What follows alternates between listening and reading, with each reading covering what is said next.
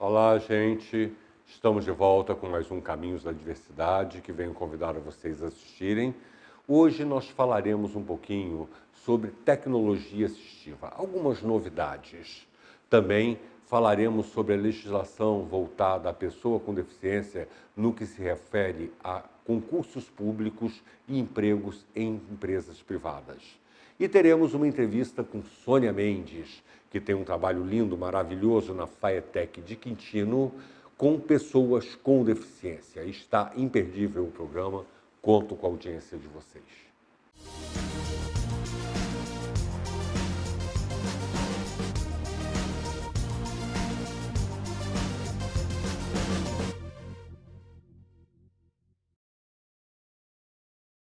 Amigos e amigas, Ayrton Becali, mais um programa Caminhos da Diversidade. Agora eu quero falar um pouquinho com vocês sobre a tecnologia assistiva. Os dois últimos programas eu falei sobre a pessoa com deficiência na mídia, um tema que a gente ainda tem que expandir, mas é muito importante falarmos um pouquinho sobre a tecnologia assistiva, que tem me preocupado muito, porque novidades tecnológicas têm aparecido todo dia. Recente apareceu agora nas redes sociais e na imprensa implantes em coluna, onde paraplégicos voltaram a andar. Nós já tínhamos um trabalho sendo feito em alguns países com célula-tronco, né, de reconstrução desses condutores neurológicos. Agora isso está sendo feito através de chips com estímulos elétricos. Só que, mais uma vez, restrito a poucas pessoas, a poucos países. Eu me recordo de ter falado, me queixando aqui, sobre o baixo investimento em pesquisa nessa área de tecnologia assistiva, sobre os exoesqueletos. E vi uma coisa muito interessante, que em alguns países da Europa, os acidentes de trânsito que deixam as pessoas paraplégicas, o exoesqueleto, lembrando, é aquele equipamento que a pessoa veste. Os mais antigos vão lembrar do Robocop, não chega a ser um Robocop, porque não é uma fortaleza, mas é um equipamento que sustenta o corpo da pessoa em pé e repete o movimento de andar através de um sistema computadorizado. Um equipamento caro, que hoje, ao preço do dólar, que passa de R$ 4, estaria em torno de 50, 60 mil reais lá fora, e que os governos lá fora, junto com seguradoras, têm dado esse equipamento a vítimas de acidentes de trânsito e de violência urbana. Enquanto no Brasil sequer conseguimos uma linha de crédito para adquirir um equipamento caríssimo desse, e se conseguíssemos a juros exorbitantes. Agora vem essas novidades tecnológicas, que é um avanço, né? O exoesqueleto foi um bom avanço, aquele que o estímulo eletroeletrônico na coluna vertebral possa ajudar é um avanço maior ainda, mas há aqueles casos que esse estímulo não ajudará, então voltamos ao exoesqueleto. Também tecnologias caríssimas, restritas a poucas pessoas. O Brasil, eu já falei, repito, segundo o IBGE, um número que eu gosto de frisar, 46 milhões de pessoas com deficiência. Esse número é contestado. Ele é contestado por várias vertentes, porque a forma que a pesquisa é feita induz a erro. Então, trabalhamos muito com os números da Organização Mundial de Saúde, que tiraria esse patamar de 24,5% da população para 17%. Ainda uma corrente mais cética que diz que não. Esses 17% há deficiências leves incluídas, que moderados e graves seriam 10%. Diminuiu bastante, diminuiu 14%, mais da metade. Mas mesmo assim temos 200 e poucos milhões de habitantes no Brasil. São 20 e poucos milhões de deficientes, moderados e graves, que nem 20% têm acesso ou conhecimento de algum tipo de tecnologia assistiva. Esse exoesqueleto é uma coisa importantíssima. Essa cadeira de roda que se eleva e coloca a pessoa em pé é importantíssimo. Não menosprezando outros inventos que já falei aqui, aos deficientes visuais, vou falar sobre os deficientes auditivos e outras deficiências. Eu estou focando hoje nessa questão porque exatamente por causa da manchete que saiu em várias revistas e jornais sobre esse implante na coluna que colocou paraplégicos caminhando. Por que é importante essas tecnologias que colocam o paraplégico de pé? Primeiro, a liberdade. Primeiro, a falta de dependência. Né? Dar mais autonomia, que é um dos objetivos da Lei Brasileira de Inclusão. E é responsabilidade do Estado promover, e nós temos que cobrar do Estado. Por um outro lado, há comprometimentos sérios de coluna, circulação e alguns órgãos, aquelas pessoas que ficam sentadas todo o tempo. As pessoas têm uma mentalidade distorcida sobre a pessoa com deficiência. Eu ouvi uma pessoa falar para uma cadeirante: você pode esperar porque você fica sentado o tempo inteiro. Só que ela não sabe o custo de dor, de circulação e outros problemas mais que acarretam estar sentado todo o tempo, deitado todo o tempo. A novidade é grande, é um passo importantíssimo que a ciência deu com esse implante. E interessante que apareceu de 2 países diferentes, 2 tipos de implantes diferentes ao mesmo tempo. Há um progresso muito grande nessa área, lamentavelmente, fora do Brasil, e a um custo inacessível para 99% dos brasileiros. Faz-se necessário que nós venhamos a ser mais unidos nessa luta. Temos que cobrar dos nossos governantes maior investimento em pesquisa, em ciência, em tecnologia. Temos que cobrar das universidades estar a tecnologia, principalmente nas de engenharia, nas de robótica, a cadeira de tecnologia assistiva, que hoje é quase um tema transversal. Porque nós estamos sendo limitados em nossa vivência plena. E o governo não está fazendo sua parte. Porque uma vez que a Lei Brasileira de Inclusão vem dizer que o governo está obrigado a diminuir as barreiras, a romper com as barreiras para uma vida plena de cidadania, o governo está obrigado a usar de todos os recursos científicos e tecnológicos disponíveis. E eu quero falar com vocês um pouquinho sobre legislação. Aí vão dizer assim, ó, esse cara está enrolando, né? Ele falou que ia dar continuidade ao artigo 1º e 2º da Lei Brasileira de Inclusão e continuou devendo essa conceituação. Mas é que as novidades vão aparecendo, os entrevistados vão chegando. Nós vamos daqui a pouco entrevistar Sônia Mendes, que tem um trabalho maravilhoso de inserção no mercado de trabalho de pessoas pacientes cognitivos. E essa semana, acho que há 2 dias atrás, como no programa passado eu falei que havia saído um decreto regulamentando a questão de cadeiras, da parte de turismo, de tudo, de reservas, né? Me sai essa semana um outro decreto, agora regulamentando a questão das vagas de mercado de trabalho. E isso é uma coisa muito importante. Como eu venho frisando, a Lei Brasileira de Inclusão não foi regulamentada e estão regulamentando os artigos aos poucos, na medida que se vão deparando com essas necessidades. E essa semana, esse decreto regulamentar veio trazer algumas modificações acessíveis, como, por exemplo, a legislação anterior dizia de 5% a 20% de reserva de vagas para pessoas com deficiência em concurso público. É claro que raramente a gente vê alguém colocar mais de 5%. Olha que o governo está obrigado, por força de lei, a promover essa igualdade, diminuir as desigualdades, promover essa inclusão, e o próprio governo bota 5%. É muito raro você chegar em algum local e encontrar 10%. Mas, de qualquer forma, a lei falava de 5% a 10%, a 20%. Agora, o decreto regulamentar, ele vai falar no mínimo de 5% e não fala no máximo.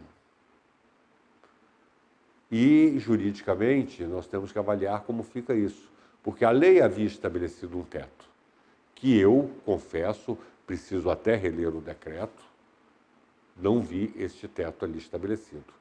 Mas ele foi muito interessante porque na questão das provas, ele foi dizer como essas provas serão aplicadas, em que circunstâncias, vem prever tecnologia assistiva, o que é importantíssimo, vem prever uma série de situações inovadoras. Veio realmente colocar regras nessa inserção da pessoa com deficiência no serviço público através de concurso e também na iniciativa privada. Agora eu vou voltar um pouquinho lá atrás, né, que a promessa tem que ser cumprida. Nós estávamos falando da Lei Brasileira de Inclusão e estávamos falando das deficiências. E começamos a falar da deficiência sensorial. E nós temos mais de um sentido, o que foi muito questionado. Por quê? Porque ele fala deficiente sensorial. É pessoa com deficiência, ele descreve as deficiências cognitiva, física, sensorial, que mediante a um ou mais obstáculos é impedido de ter uma vida plena em sociedade. Bom, e nós temos mais de um sentido. Aí a pessoa diz o seguinte, mas espera aí então, o olfato também é um sentido. Então, eu tenho problema de olfato, eu sou deficiente. Olha só, a Lei Brasileira de Inclusão, ela, quando quis revogar alguma coisa, ela revogou explicitamente. E nós temos lá atrás uma legislação que diz e descreve as deficiências. E quando ela descreve as deficiências sensoriais, ela coloca os tipos de deficiência e o grau. E ela não inclui todos os sentidos. Então, nós temos que estar muito atentos, que dizer assim, a Lei Brasileira de Inclusão tacitamente revogou. Não, não revogou, está em vigor, está valendo o que existia anteriormente. O que ele fez ali naquele artigo foi mudar o conceito de pessoa com deficiência e a sua forma de avaliação, que deixou de ser exclusivamente da ótica médica para a ótica biopsicossocial. Agora, a descrição, a definição das deficiências ainda está em vigor o que estava lá atrás. Inclusive, recentemente, eu acho que há uma semana e pouco, colocaram em pauta, eu não sei nem se foi votado no Rio de Janeiro, que no estado do Rio de Janeiro, a pessoa com visão monocular seria considerada pessoa com deficiência. Por que isso? A pessoa com visão monocular, ela não está agraciada pela legislação antiga como pessoa com deficiência. Dentro daquela gradação que eles deram, eles não abrangeram a pessoa. E houve um grande movimento no passado para que isto fosse inserido.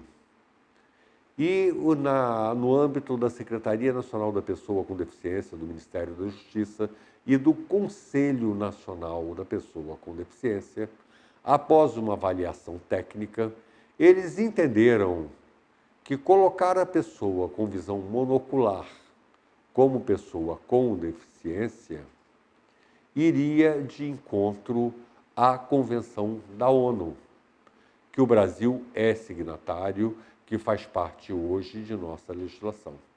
Então, há de se ter muito cuidado com leituras equivocadas da Lei Brasileira de Inclusão.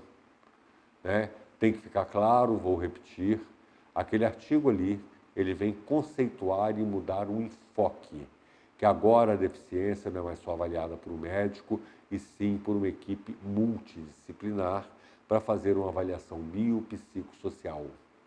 Mas na parte médica, esta avaliação ainda é baseada na legislação antiga existente. E nenhum novo tipo de deficiência ou disfuncionalidade, ou como se diz na Espanha, discapacidade, foi abrangida.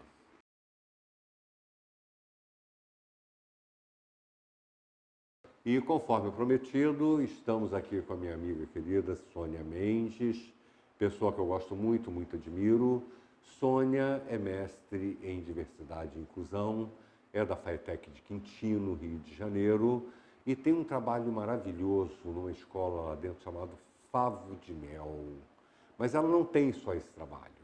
Sônia está começando um trabalho novo dentro da rede, a Sônia tem um trabalho conjunto dentro da UF, com o nosso entrevistado da semana passada, Dr. Carlos Alberto. Sônia, muito obrigado por ter vindo. Hoje eu vou mudar um pouquinho a minha dinâmica. Normalmente eu faço umas 4, 5 perguntas, né, Sônia? Uhum. Só que hoje eu quero que você fale mais livremente. Eu quero saber do seu trabalho, eu quero saber do seu trabalho junto da UF, né? Eu quero saber, primeiro de tudo, Sônia, como começou a escola Favo de Mel. Quero agradecer a todos essa oportunidade. Eu vejo a relevância desse espaço de se falar do potencial e das funcionalidades das pessoas com deficiência. No caso, eu trabalho, na verdade, a rede FATEC, né? E uma equipe maravilhosa trabalha com pessoas com deficiência intelectual. Alguns ligados a transtorno de espectro autista que possuam deficiência intelectual. Bom, vou falar um pouquinho da Escola Especial Favo de Mel, que é um centro de capacitação e formação profissional a pessoas com deficiência intelectual dentro da rede FATEC. Nós já existimos há mais de 20 anos na rede. Anteriormente, nós éramos uma escola especial, voltada para o atendimento educacional dessas pessoas. Mas desde 2009, a escola passou por uma transição, por uma ressignificação, atendendo à legislação, tanto a Política Nacional de Educação Especial, já oriunda de discussões já da Declaração de Salamanca, nós passamos para a perspectiva de sermos um centro de referência. A FATEC, a rede FATEC, tem como missão oferecer educação profissional. Então, a Favo de Mel não poderia estar distante. E a equipe, na época, ela foi desafiada à implantação desse trabalho. Então, imagina um grupo de professores de educação especial sendo desafiados a formar uma instituição onde nós procurávamos intercâmbios e também referências em ensino público voltado para uma educação profissional adaptada e não encontrávamos na época. Então, nós entendemos, e assim o Estado também entende, que nós temos um trabalho inovador, que é essa implantação, onde cursos profissionalizantes são oferecidos a essas pessoas, cursos onde as matrizes curriculares são adaptadas, já em um diálogo e tendo como base as referências do Ministério do Trabalho, as referências mesmo de códigos voltados para a formação profissional e oferecendo a esse grupo de jovens e adultos, grande parte maiores de 18 anos, onde nós olhamos para esses indivíduos não apenas com as suas limitações. Ali nós temos um público que tem a oportunidade de ser alfabetizado e não. Mas entendendo quando a Lei Brasileira de Inclusão fala de um processo educacional para toda a vida ou por toda a vida, nós entendemos que é importante que esse indivíduo seja formado para realmente ter uma inserção no mercado de trabalho, ou melhor dizendo, no mundo do trabalho, de forma eficaz e competente. Nós não estamos ali para corroborar com algumas ações, né, onde a gente infelizmente encontra, de inclusão laboral, onde se coloca uma pessoa com deficiência sem o menor preparo, apenas para cumprimento de uma cota ou cumprimento de uma lei. Não, nós estamos ali para dizer que a lei é possível, sim, através de um processo educacional. E é lindo ver indivíduos que nunca tiveram a oportunidade de estarem atuando em diferentes campos, tanto dentro da rede FATEC, após o curso deles, após a formação profissional, eles têm a oportunidade de treinar, fazer um treinamento profissional na rede FATEC, como em unidades parceiras, instituições parceiras, como a UERJ, como a SEDAI, como a própria UF, onde recebem esses alunos e aí sim dão essa oportunidade. nesses últimos anos, nós tivemos essa grata, né, satisfação de abrir mais um leque e vê-los como jovens aprendizes, ou melhor, aprendizes nessas empresas. Então, transformar a lei como possível e sabendo que toda uma sociedade precisa repensar as suas ações quando recebe um indivíduo com deficiência intelectual. Onde nós encontramos também famílias que são ressignificadas, porque no momento em que esse indivíduo se torna uma pessoa economicamente ativa, porque traz recursos para, às vezes, realização de sonhos simples, sabe, Ayrton? Realização do sonho de um quarto, realização da compra de um armário, realização da compra do próprio celular, que é o grande sonho. No ranking, o celular é o que mais ganha, né? Tipo assim, o meu primeiro salário, eu vou comprar um celular e vou pagar uma janta para o meu responsável, vou levá-lo a um restaurante. Então, é dar autonomia a esse sujeito, é dar protagonismo à realização dos ideais dele. Porque de que adianta a vida e de que adianta o trabalho se eu não posso colocar em prática as minhas intencionalidades? De nada serve. Então, é louvável quando a gente enxerga uma unidade pública de qualidade e de referência. São, sim, profissionais envolvidos. Eu vejo que é um grande ganho também que a FATEC trouxe dentro do seu próprio edital, porque os professores lá ou são concursados ou são contratados, mas todos precisam ter, no mínimo, uma pós-graduação voltada para essa área. Então, nós formamos também um núcleo de pesquisas, de avanços integrados à universidade para novas metodologias de atendimento a esses indivíduos. Então, nós temos críticas em relação à educação brasileira? Temos, mas precisamos reconhecer algumas ações eficazes. E é onde eu tive a oportunidade de estar na gestão aí durante alguns anos, desses 20, pelo menos uns 10, eu tive como equipe e os últimos anos como gestora principal dessa comunidade. Bom, Sônia, eu já tive a oportunidade de ver você falando outras vezes, né? Eu gosto sempre de te ouvir. Você sempre tem algo a acrescentar, a gente vê que você fala com paixão sobre isso. Mas eu vejo também, não sei se eu estou equivocado, né? Eu sei que tem toda uma meta, todo um objetivo da FATEC, mas me parece que a Favo de Mel é um diferencial dentro da própria FATEC, né? É uma coisa que tem ali em Quitino, eu não sei se tem projetos semelhantes em outras FATECs, você pode esclarecer isso para a gente, mas eu gostaria que junto você esclarecesse para a gente o seguinte: quais os cursos que vocês dão lá? Como é que as pessoas fazem para ingressar? Né? Também a aceitação deles no mercado, como é que tem sido? Você me contou uma história muito interessante da SEDAI, eu não sei se você se lembra, que depois eu gostaria que você contasse. Mas vamos por parte, né? Uhum. Quais os cursos que vocês dão? Como é que as pessoas fazem para concorrer a essas vagas? Qual a capacidade que hoje a Favo de Mel, a FATEC de Quintino tem para atender?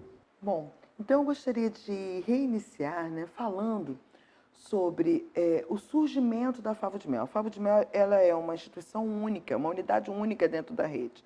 Existe um sonho de alguns de levar para o interior, sim, mas historicamente ela é um diferencial, pois, junto ao Centro de Informática, foi uma das primeiras unidades da FATEC com ISO 9001. Nós temos todos os nossos processos e procedimentos sendo regidos pelo sistema de qualidade. A FATEC tem prêmio Qualidade Rio, a Favo de Mel, a FATEC por causa da Favo de Mel, né? Tem prêmio Qualidade Rio, tem prêmios diretos de selos de ISO 9001 através dos processos oferecidos. A gente tem prêmios internacionais de reconhecimento de excelência em gestão. Nós realizamos pesquisas que são pesquisas reconhecidas e premiadas pela equipe de qualidade que a gente tem, pelos alunos que nós possuímos, né, pelas famílias envolvidas. Então, tudo isso é um grande diferencial. Realmente há uma procura grande de vagas na FAVO. Nós estamos aguardando a questão do edital de convocação, junto com os outros editais públicos da FATEC, mas também existe a inserção de diferentes formas hoje na instituição. E a FAVO oferece cursos profissionalizantes. Nós temos hoje o curso de auxiliar de cozinha para pessoas com deficiência intelectual, o curso de auxiliar de escritório, nós já tivemos o curso de auxiliar de garçom Nós temos outros cursos voltados para a área de serviços gerais, onde há uma grande captação nos serviços gerais das empresas diferenciadas. Então, assim, é dessa forma. Hoje, o que a gente entende é que, além do conhecimento teórico prático, esse indivíduo precisa ter autogerenciamento. Pois nós estamos descobrindo, e é através das metodologias apresentadas, que não basta apenas dar um conhecimento do curso, mas como ele vai se autogerir numa empresa. E a autogestão é algo que, para a pessoa com deficiência intelectual, é um desafio. Ele pode saber varrer, ele pode saber cumprir um horário, mas, de repente, ele não sabe normas de liderança, não sabe normas de hierarquia, e ele precisa ter esse conhecimento. Ailton, na verdade dos fatos, nós encontramos pessoas sem deficiência evidente que também hoje precisam de conhecimentos de autogerenciamento, mas estão no mercado de trabalho, né? Então, a FAVO, ela inova construindo um componente curricular de 1 ano a 2 anos de currículo voltado para autogerenciamento e autodefensoria, para que eles possam ter noções dos seus direitos, dos seus deveres, de como se portar diante de lideranças, autoridades, etc., de outros conhecimentos, onde entra a questão do componente curricular voltado para a questão do turismo e lazer. E aí vem a parceria com a Universidade Federal Fluminense, junto ao programa de pesquisas e ao projeto de pesquisas realizado. Através do turismo, esses indivíduos constroem a sua autonomia, constroem a sua independência, que atende às políticas públicas voltadas para essas pessoas, principalmente a questão da LBI, né, que é a Lei Brasileira de Inclusão, de 2015, que já fala hoje da questão do trabalho, da questão do turismo, da questão da autonomia e afim. É muito bom, né? É muito. Agora, Sônia, tem uma história dessa inserção no mercado de trabalho.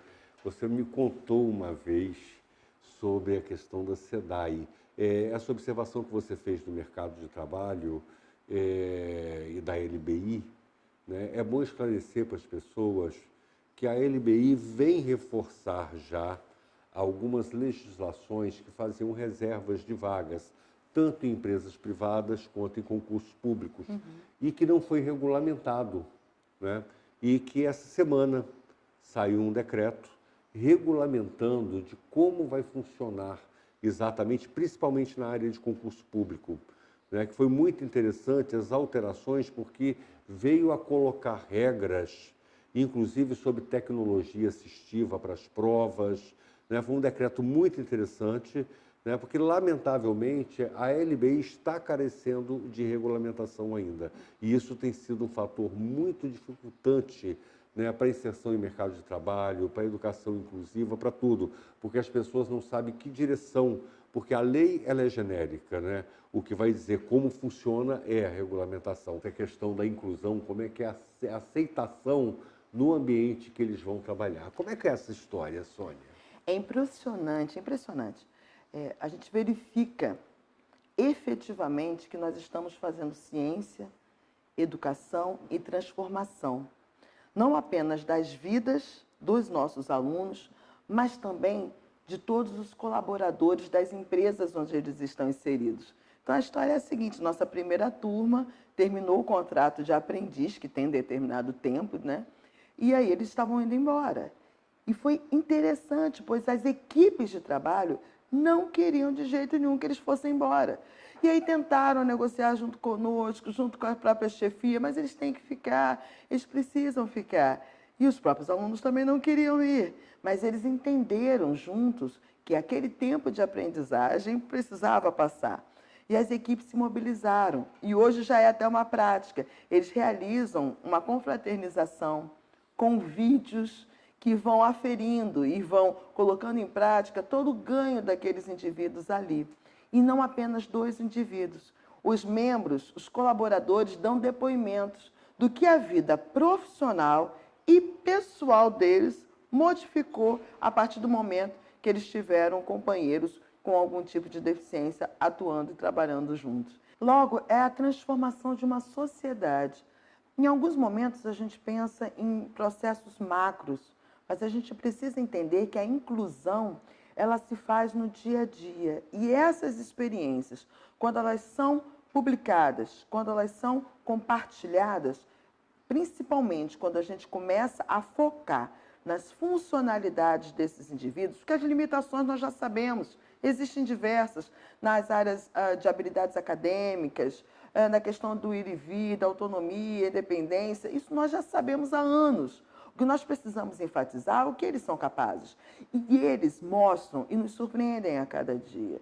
E essas experiências não são só no mundo do trabalho, mas também na área de esporte. Nós temos uma parceria junto às Olimpíadas Especiais que tem sido fantástica. Os nossos alunos, em 2019, estarão indo para Abu Dhabi. Foram classificados, eles estão tendo a oportunidade de jogar num time de basquete, participar dessas Olimpíadas, que depois das Olimpíadas, que são mundiais, são as competições mais famosas lá fora. Aqui a gente não dá um valor tão grande, mas as Olimpíadas Especiais no mundo afora, elas são bem reconhecidas. Imagina um indivíduo jovem, com deficiência intelectual, do subúrbio do estado do Rio de Janeiro, né, da região metropolitana, saindo de onde eles moram para conquistar o mundo, para mostrar suas funcionalidades pelo mundo afora. Então, é uma grande conquista, né, que só se faz quando a gente tem braços com diferentes parceiros. Né, e não apenas na questão dos aprendizes, não apenas na questão dos esportes, mas também no que a gente vem de feedback na inclusão laboral. O nosso índice de pessoas que às vezes param e pensam, né? Mas ele pode ser demitido, mas ele pode não atingir ao que a empresa espera. O que mais a gente tem é um retorno positivo, de que as pessoas com deficiência intelectual ensinam aos outros muito, inclusive regras básicas de comportamento no trabalho, assiduidade, pontualidade, comprometimento, atendimento ao cliente, tudo isso eles estão dando lição para outros. E o número de pessoas que são dispensadas é mínimo e quase nulo. Então, quando a gente fala aí de uma dispensa de trabalho, quando a gente fala de pessoas que estão com dificuldade de colocação profissional, nós estamos falando de pessoas que, quando são colocadas profissionalmente, elas demonstram habilidades e competências, e aí a permanência, que é uma garantia do nosso processo social de inclusão, a permanência ela é efetivada, desde que a empresa esteja disponível a fazer adaptações ou adequações necessárias. Isso é muito interessante, Sônia, porque as pessoas parecem ter medo de admitir a pessoa com deficiência. Eu vi uma pesquisa recente. As empresas não estão cumprindo as cotas e, quando cumprem, currículo para quê? Porque eles não querem saber de currículo, eles querem simplesmente estar ali na folha de pagamento com a pessoa com deficiência para não tomar uma multa do Ministério do Trabalho. E eles acabam se surpreendendo. Hoje se trabalha com múltiplas inteligências, né? E a ideia de passar o deficiente sempre pela ótica médica é uma coisa que eu bato muito, que eu estava conversando com você antes, né? A falta de identificação do deficiente na mídia leva a uma concepção errônea da capacidade, né? Você, quando pega os filmes, ou é um grande drama que o cara viveu porque ficou deficiente, aquela, acho que é Menina de Ouro, né? É uma coisa absurda, porque ela prefere morrer a ficar deficiente. Olha que tragédia, coisa horrível ficar deficiente, né? Eu sou muito bem resolvido com a minha deficiência, eu quero ficar vivo. Ou então é alguém que está fazendo um grande ato para salvar um deficiente, para ajudar, ou é uma grande superação. E no cotidiano da mídia você é excluído.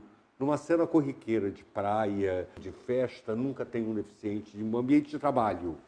O filme versa sobre uma empresa, a novela versa sobre uma empresa. Você não vê ao fundo passar um cadeirante, um cego, um Down, um autista, você não vê, né? E essa falta de identidade, né, e somente a construção em cima da ótica médica do coitadinho leva a uma impressão errônea que, quando as pessoas passam a conviver, se surpreendem, né? É uma surpresa geral a capacidade. Eu vi uma rede de supermercados na Colômbia que que só contrata autista para reposição de mercadoria, porque diz que eles são precisos e milimétricos na arrumação, ou seja, trabalha com as inteligências preservadas. Né?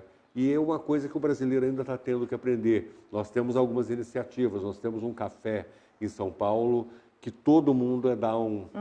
Né? Eu sei de algumas padarias também. Quer dizer, a gente já está tendo alguns movimentos nesse sentido, mas isso precisa realmente ser divulgado, esse tipo de trabalho da Favo de Mel. Agora, me diz uma coisa, você me disse hoje que você está com um trabalho maior dentro da rede. O que seria esse trabalho? O que está acontecendo aí de novidade para a gente? O que eu vejo que, assim, a Favo de Mel ela é uma unidade importante, significativa, mas ela não é a única ação da Rede FAETEC em prol da inclusão. O programa de inclusão e todo o paradigma de inclusão já faz parte do próprio estatuto, do próprio regimento da rede. Lógico que ações precisam ser efetivadas e também a garantia de permanência dessas ações no contexto do gestor público. Então, dentro de cada diretoria, no caso a minha diretoria, a Diretoria de Educação Básica e Técnica, nós temos um membro da diretoria que olha todas as práticas de inclusão da rede e fica atento para a garantia do acesso e da permanência desses indivíduos. Quero aqui fazer o registro da própria divisão de inclusão. Nós temos lá profissionais capacitados para enxergar isso em todo o Estado e na nossa diretoria de educação, bem como também no ensino superior. Colocando essa temática, revendo essa temática enquanto temática transversal na formação dos nossos educadores na área da pedagogia, na área também de tecnologias, né? Nós temos a FAETERJ lá, que tem um trabalho bem voltado para a questão da criação de jogos e de software educativos para esses indivíduos, não apenas com deficiência intelectual, mas autismo, etc. Então, assim, há um movimento da rede em prol da inclusão, porque a inclusão, ela transcende a questão da legislação, ela transcende, inclusive, a questão da prática educacional. A inclusão é um paradigma. A inclusão é uma forma de enxergar o mundo. A inclusão é um processo que precisa ser contemplado. Bom, Sônia, me diz uma coisa aqui. Você há pouco falou que uma coisa que muito me interessa, que eu já abordei em alguns programas aqui, a falta de investimento no Brasil em tecnologia assistiva e pesquisa, que toda vez se corta verba, e você falou que vocês têm pesquisas lá premiadas, né? Como é que é essa questão da pesquisa, como é que você encara isso, como é que está esse trabalho de vocês? A Favo de Mel, nessa ressignificação, se transformando num centro de referência, precisávamos criar um núcleo de pesquisas, onde os professores se tornassem pesquisadores. E nesse incentivo nós tivemos um núcleo de pesquisas, temos um núcleo de pesquisas e um núcleo de inclusão laboral, onde submetemos à FAPERJ, que é a Fundação de Apoio a Pesquisas do Estado do Rio de Janeiro, algumas propostas que se tornaram possíveis, inclusive de captação de recursos. Nós temos lá toda uma implantação do trabalho de habilidades físicas para os alunos com deficiência intelectual, no contexto de uma criação de um espaço de condicionamento físico para eles. Nós temos um laboratório de aprendizagem, onde a questão da tecnologia de informação, de comunicação, a tecnologia digital, serve para mediação e apropriação desses alunos com deficiência da rede e outros também, como toda a reformulação da escola, para ser um centro de profissionalização. Temos também algumas a serem desenvolvidas. Todo o trabalho da Favo hoje, ele é aberto a visitas de instituições e também os profissionais são pessoas preparadas para dar consultoria, para dar palestras, para sermos instrumentos parceiros de outras instituições. Falando da questão da LBI, né, da Lei Brasileira de Inclusão, nós falamos da acessibilidade cultural, né, acessibilidade em museus, em outros espaços, teatro, onde nós estamos aí, junto com a Universidade Federal Fluminense, também agindo. E também agora ampliando para a questão do turismo militar. E agora a gente está ampliando para a questão do turismo em áreas e equipamentos militares, áreas turísticas na questão do militar, fortalezas e outros espaços. É muito bom esse trabalho e muito importante esse trabalho de consultoria, né? Até para os gestores públicos em nível de municípios que quiserem implementar uma escola Favo de Mel ou algo semelhante, um trabalho semelhante, a gente vai ficar com os telefones de vocês, nós vamos divulgar os telefones para contato, né, para essa consultoria que vocês dão. E a gente vai estar encerrando o nosso programa, Sônia. E eu gostaria agora que você livremente mandasse seu recado, sabe? Fique à vontade de falar o que quiser. Eu quero agradecer a Rede FATEC, a equipe de profissionais e agora eu quero agradecer a toda a equipe que trabalha com educação inclusiva dentro da Rede FATEC. Não apenas na Favo de Mel, mas em todas as escolas de educação básica, de ensino técnico, as escolas de formação inicial e continuada e o ensino superior. Quero dizer que inclusão não é uma política. A inclusão não é uma lei. A inclusão é um paradigma, é um processo, principalmente. É um processo de acreditar nas pessoas, independente de quem elas são ou de como elas estão. Obrigada. Sônia, muito obrigado pelo carinho, pela atenção. Adorei ter você aqui. Estamos encerrando o nosso programa. E é isso, gente. Acabamos de ver a entrevista com Sônia Mendes, uma pessoa que tem um trabalho maravilhoso na FATEC de Quintino. E hoje nós vamos ficando por aqui, agradecendo a audiência de vocês, aqui em Caminhos da Diversidade, no Canal 10, com você, em qualquer lugar, a todo instante.